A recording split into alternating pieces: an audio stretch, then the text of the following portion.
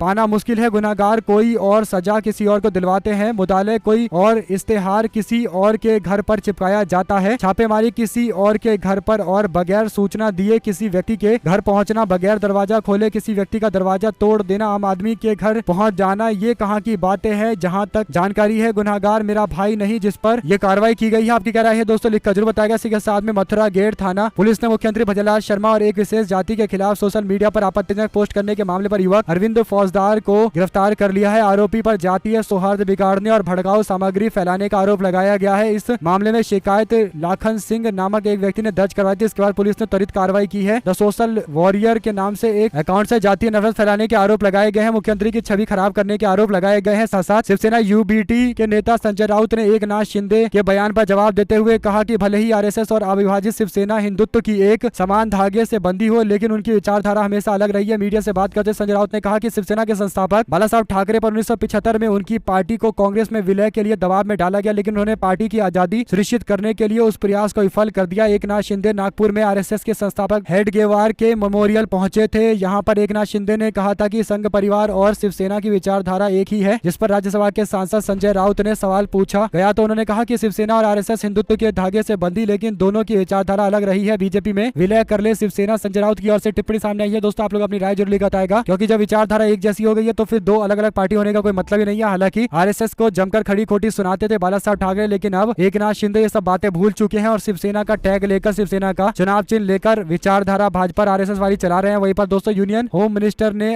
8 week मांगा है court से और राहुल गांधी के सिटीजनशिप को लेकर 8 सप्ताह के अंदर सरकार फैसला लेगी और डिसीजन बताएगी। कोर्ट को देखते हैं क्या फैसला अमित शाह का मंत्रालय लेता है। दोस्तों जो भी जानकारी आएगी उससे जुड़ी आप तक लगातार पहुंचाएंगे। साथ साथ सुप्रीम कोर्ट के पूर्व chief justice of India DY Chandrachud को मोदी सरकार ने राष्ट्रीय मानवाधिकार का अध्यक्ष बनाने की शुरुआत कर दी है। दोस्तों राष्ट्रीय मानवाधिकार आयोग के नए अध्यक्ष का चयन होने वाला है और ये जिम्मेदारी डीवाई चंद्रचूड़ को मिल सकती है। दोस्तों एक सरकारी पोस्ट पर जिम्मेदारी मिलने के बाद उन पर गंभीर सवाल जरूर उठेंगे, क्योंकि रिटायरमेंट के बाद उनको कम से कम 2 साल का कूल ऑफ पीरियड लेना चाहिए, फिर जाकर कोई बड़ी नियुक्ति किसी सरकारी पोस्ट पर होनी चाहिए। दोस्तों आपकी क्या राय है लिखकर जो हमारे साथ लगातार जुड़े रहने के लिए सभी दोस्तों भाइयों बहनों मित्रों का बहुत बहुत धन्यवाद। देख रहे थे आपका अपने चैनल जय हिंद जय भारत। ज्यादा से ज्यादा वीडियो को शेयर कीजिएगा दोस्तों। बहुत धन्यवाद। जय हिंद जय भारत।